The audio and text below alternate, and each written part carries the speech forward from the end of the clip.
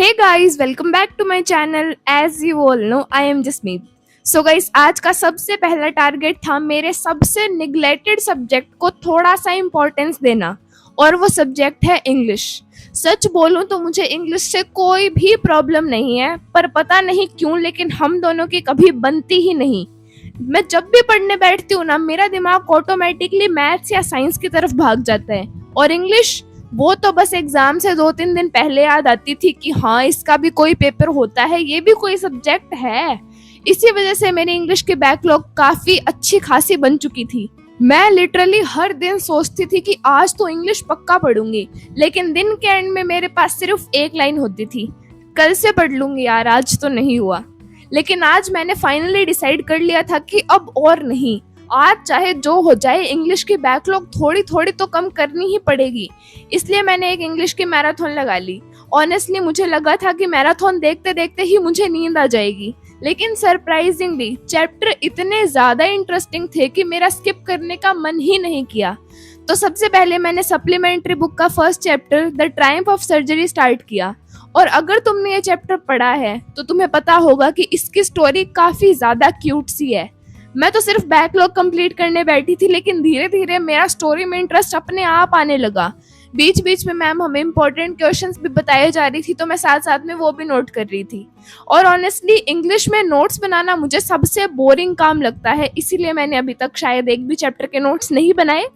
But anyways, लेकिन जब chapter समझ आ रहा हो ना, तब लिखने का मन ऑटोमेटिकली करने लग जाता है।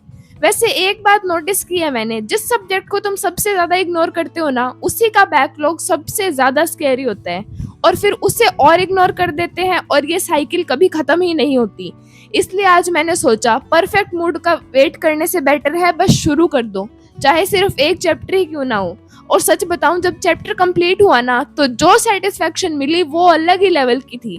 अब कम से कम ये गिल्ट तो नहीं रहेगा कि मैंने तो इंग्लिश को हाथ भी नहीं लगाया।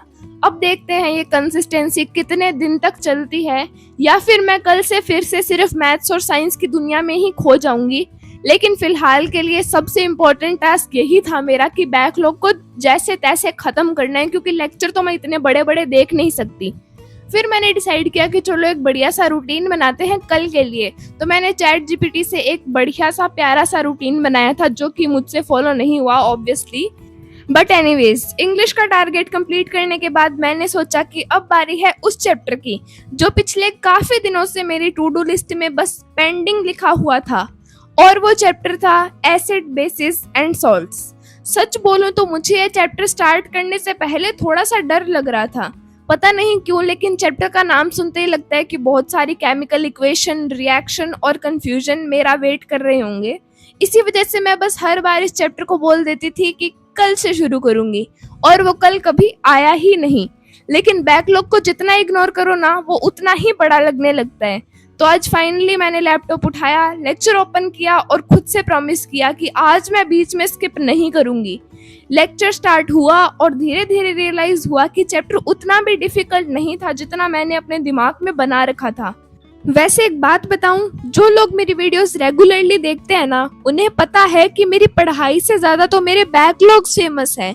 और अगर तुम लोग देखना चाहते हो कि इस बार सच में मैं बोर्ड्स तक कंसिस्टेंट रह पाती हूँ या नहीं, तो प्लीज चैनल को सब्सक्राइब करके ही जाना। और अगर आज का व्लॉग पसंद आ रहा है तो प्लीज एक लाइक भी कर ही देना, ताकि मुझे पता तो चल सके किस किस को मेरी वीडियो पसंद आ रही है और किसको नहीं। इतनी देर रूम में बैठे बैठे मेरा दिमाग भी थोड़ा थोड़ा ओवरलोडेड हो गया था। स्क्रीन देख देख के मेरी आंखें भी थक गई थी, और ऑनेस्टली पढ़ाई के बाद मुझे बस घर से बाहर निकलना था थोड़ी सी फ्रेश हवा लेने के लिए। तो मैंने सोचा चलो थोड़ी देर के लिए मॉल ही चलते हैं। वैसे भी हर ब्रेक का मतलब फोन स्क्रॉल करना ही नहीं होता, कभी कभी बस थोड़ा वॉक कर लेना, लोगों को देखना, लाइट्स देखना, या बिना किसी टेंशन के घूम लेना भी काफी अच्छा होता है। और मुझे पर्सनली ऐसे छोटे छोटे ब्रेक्स काफी पसंद है, क्योंकि जब पूरा दिन सिर्फ बुक्स और लेक्चर के साथ निकलता है ना, तो थोड़ी सी फ्रेश एनवायरनमेंट मिलते ही मूड अपने आप ऑटोमेटिकली बेटर हो जाता है। कभी कभी घूम लेना ही इनफ होता है रिफ्रेश फील करने के लिए। मुझे लगता है पढ़ाई और ब्रेक्स के बीच बैलेंस होना काफी ज्यादा जरूरी है, क्योंकि अगर पूरा दिन बिना रुके पढ़ोगे तो बॉडी डेस्क पे होगी लेकिन दिमाग कहीं और अगर सिर्फ ब्रेक ही लोगे तो बैकलॉग कभी खत्म नहीं होगा। इसलिए अब मैं ये ट्राई कर रही हूँ कि जब भी अच्छा स्टडी सेशन हो उसके बाद खुद को एक छोटा सा रिवॉर्ड जरूर दूं।